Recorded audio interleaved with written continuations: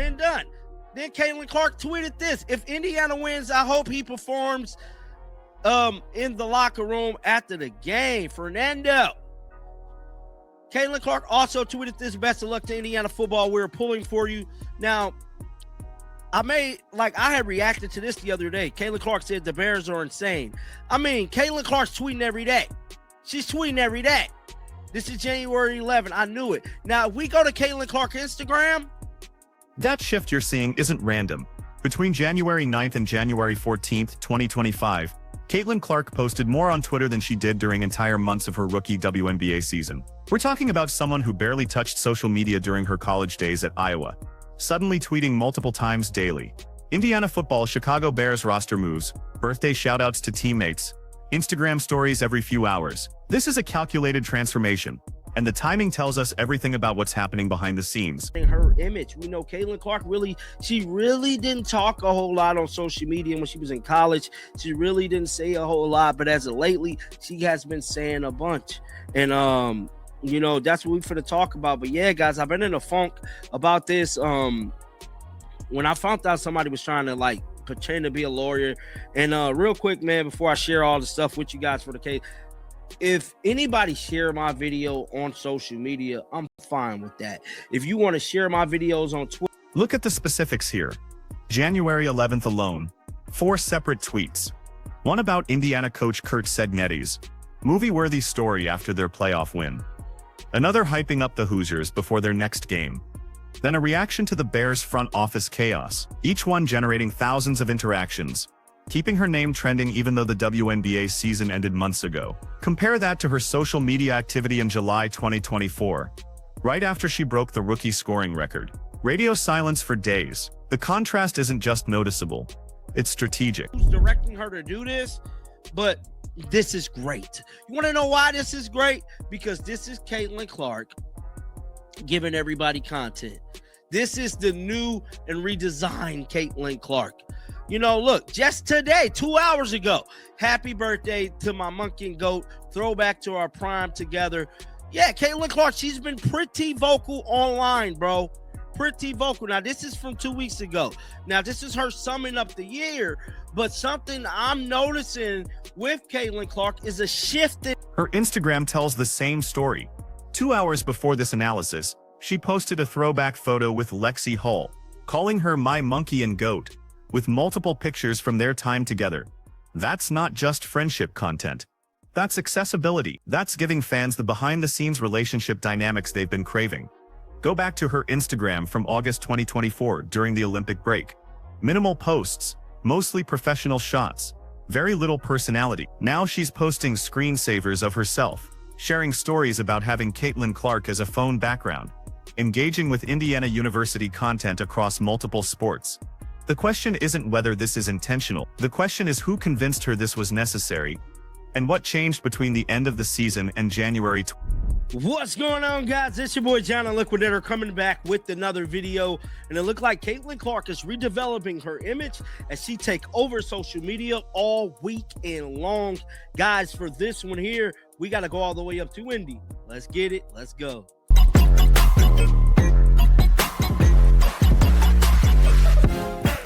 Real quick, man, before we get into this story, there's serious news that I have to talk about with you guys in regards to my channel.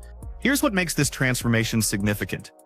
Caitlin Clark generated 3.4 million viewers for her final regular season game in September 2024, the highest-rated WNBA game in 23 years.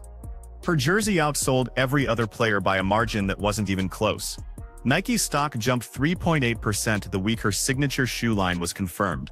She single-handedly changed the economic trajectory of the league. But after the Fever's playoff exit to the Connecticut Sun, something shifted. The media cycle moved on faster than anyone expected. Angel Reese's injury dominated headlines. A'ja Wilson's MVP campaign took center stage. Suddenly, the player who carried WNBA viewership all season was in danger of becoming old news during the off-season. That's when the social media blitz started. Caitlin herself is doing her part to keep her hype alive.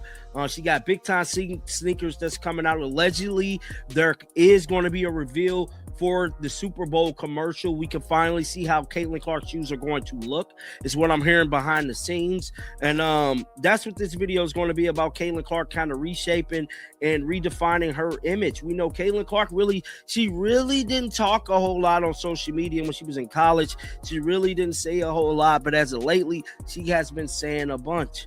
And you know, that's what we're going to talk about. But yeah, guys, I've been in a funk about this. Think about the position this puts Caitlin in. She spent her entire Iowa career letting her game speak for itself. 40-point performances, logo threes, becoming the all-time NCAA scoring leader for both men's and women's basketball. She didn't need Twitter threads to stay relevant because she was dropping 30 points on national television every week. But the WNBA offseason is 6 months long. That's half a year where the only way to maintain cultural relevance is through content creation, brand partnerships, and social media engagement. She watched players like Sabrina Ionescu build massive followings during the offseason through consistent online presence. She saw how Angel Reese turned her podcast into a media empire before playing a single professional game. The league's new media rights deal with Disney, Amazon, and NBC starts in worth $2.2 billion over 11 years, more than triple the previous contract. But here's the catch. That money gets distributed based on fan engagement metrics, viewership numbers, and marketability. If Caitlin Clark goes silent for 6 months, other players fill that vacuum. Other storylines dominate the conversation. By the time the 2025 season starts in May, she risks being just another star instead of the star. Caitlin Clark showing love to the Hoosiers. Yeah, bro. I love this, bro. I love this for CC. I truly, truly, truly do, because this is something we haven't seen before, and this is Caitlin doing her part to keep her genre and hype alive, but keep the substance alive behind her name. But with that being said, man, let me know y'all comments about this down in the comment section. But always remember, guys, you know, I will never, ever contact y'all, my attorneys, on Twitter. Just silly anyways. Watch that energy. That's someone who understands the assignment now. The Snickers Super Bowl commercial reveal Hen. That's scheduled for February 9th, 2025. Her Nike signature shoe line drops in April, just weeks before the season opener. Wilson is releasing her custom basketball in March. State Farm extended her endorsement deal through 2027. Gatorade signed her to a multi-year partnership in December. These brands didn't invest millions in someone planning to stay quiet on social media. They need content. They need engagement. They need Caitlin Clark to be a year-round presence, not just a seasonal athlete. So her team, whether that's her agent or Nike's marketing department, or the Fever's PR staff, sat her down and explained the new reality. Being the best player isn't enough anymore. You have to be the most visible player, the most accessible player, the most consistently present player. Every day you're not posting is a day someone else is building their brand at your expense. Making money off my content. That's what I have an issue with. If you want to share my stuff on Twitter, go right ahead. I don't care. Share the videos. But when you got AI channels building platforms off the content and this and that, that's no, because this is my camera, my microphone, my mouth, my voice creating the content. Now, with that being said, my little rant is over, but I just wanted to let y'all know about all of that, man, because these are some of the things that is going on. And the content strategy is deliberate too. Notice she's not posting about WNBA drama or league controversies. She's not weighing in on expansion debates or CBA negotiations. Instead, it's Indiana sports across the board. Hoosiers football, which just had their best season in decades. Purdue basketball when they're ranked. Chicago Bears content because she grew up in Iowa near the Illinois border, and that's her NFL team. Birthday posts for teammates that humanize her relationships. This positions her as a hometown hero, supporting local sports, not someone chasing clout or stirring up controversy. Compare that to how other WNBA stars use social media. Aja Wilson posts workout videos and advocacy content. Breanna Stewart discusses social justice issues. Sabrina Ionescu does basketball tutorials and brand partnerships. Caitlin's carving out a different lane. The relatable Midwest athlete who genuinely loves sports beyond just her own career. That authenticity matters because her fan base skews heavily toward casual sports fans who discovered the WNBA through her, not die-hard women's basketball followers who've been watching for years. Been contacted by a fake attorney. My attorneys will not contact you via social media. We're going to contact you via email or send a cease and desist to your home address or something. I will never send a cease and desist or anything like that through a social media, through like a Twitter message, through like an Instagram message. I just won't do that. If I'm going to take any legal action, it's going to be via email or via serving you at your home workplace or something like that. But if you guys have been contacted, please send me that information so I can give it over to my attorneys, because we're working on a major lawsuit and possibly criminal charges for somebody that is trying to sabotage my... Here's what makes this particularly smart. That channel sabotage situation he described, the fake attorney contacting people on Twitter, the view manipulation, the algorithm exploitation. That's all happening because Caitlin Clark content generates massive traffic. Channels covering her averaged 400% higher viewership than general WNBA content during the 2024 season. That created an entire ecosystem of content creators building platforms around her name. Some legitimate analysts, some pure engagement farmers, some outright scammers using her image for clicks. By increasing her own social media presence, Caitlin takes back control of her narrative. Fans don't have to rely on third-party channels for updates. They get content directly from her. That reduces the power of drama-focused creators who thrive on speculation and controversy.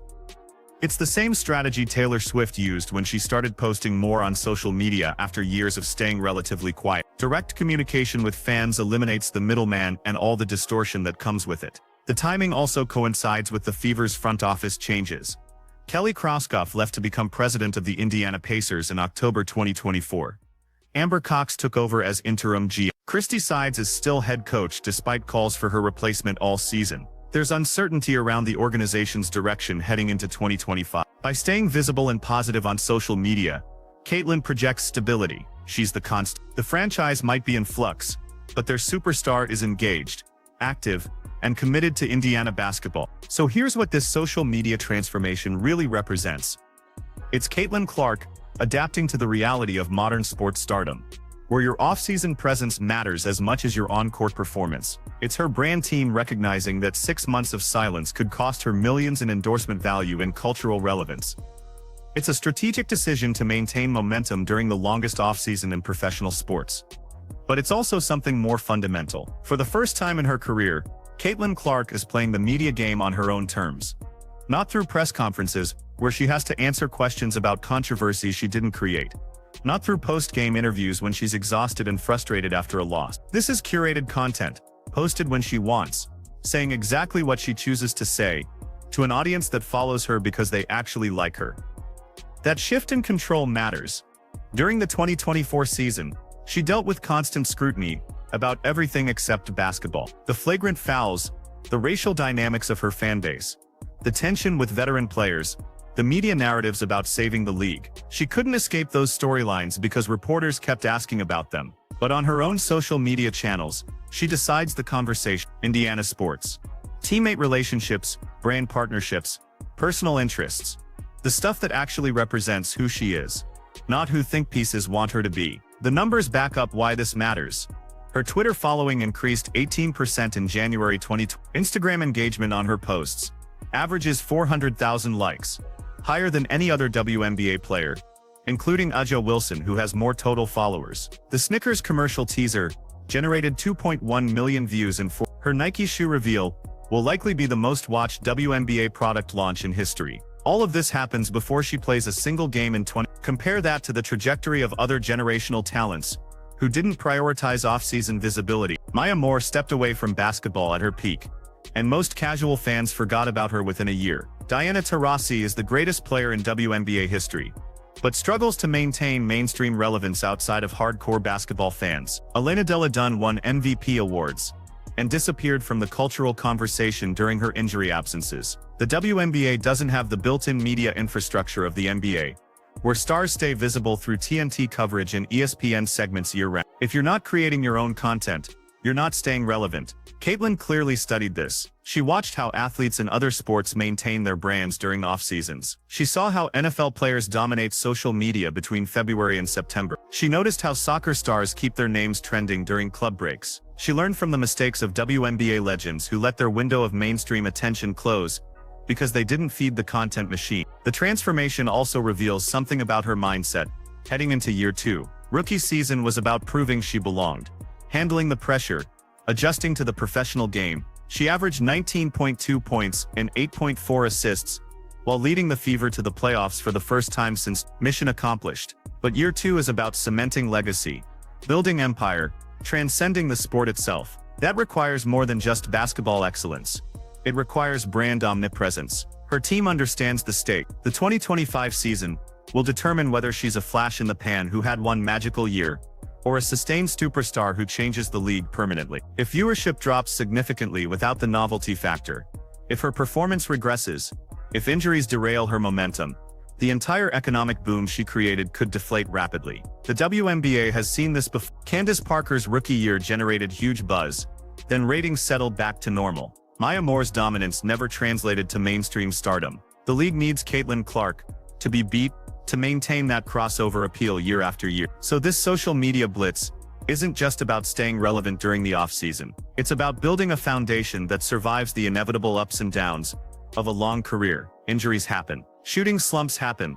Playoff disappointments happen. But if you've built a personal brand that extends beyond game performance, you weather those storms. You remain marketable during a torn ACL recovery. You keep endorsement deals during a rough shooting season. You maintain your platform even when you're not winning championship. That's the lesson Caitlin learned from watching other sports. LeBron James built a media empire that made him more money off the court than on it. Serena Williams stayed culturally relevant through injuries, pregnancies, and reduced playing schedules because she diversified her brand. Tom Brady turned himself into a lifestyle brand that outlasted his playing career. These athletes understood that sports excellence opens the door, but media savvy keeps it open. The WNBA's growth depends on players embracing this reality. The league can't market itself into mainstream relevance if its biggest stars disappear for 6 months every year. It needs year-round storylines, constant content, players who understand they're not just athletes, but entertainment product. That sounds cynical, but it's the truth of modern sports business. The athletes who accept that reality and lean into it become the ones who change their sports permanently. So when you see Caitlin Clark tweeting about Indiana football or posting Instagram stories about her teammates, understand what you're really watching. That's not just a player being active on social media. That's a generational talent learning how to build a legacy that extends beyond basketball. That's someone who recognized the off-season silence was costing her momentum and decided to do something about it. That's the evolution of a superstar who's figuring out how to stay relevant in an era where attention spans are measured in hours, not seasons. The question now is whether this transformation feels authentic or forced, because fans can tell the difference. If this social media presence continues naturally, if she maintains this accessibility without it feeling like a marketing obligation, it works. But if it becomes obvious that her team is running her accounts or forcing content that doesn't match her personality, the backlash will be brutal. Authenticity is the currency of social media, and you can't fake it for long. Based on what we're seeing so far, it feels genuine. The content matches her personality from college.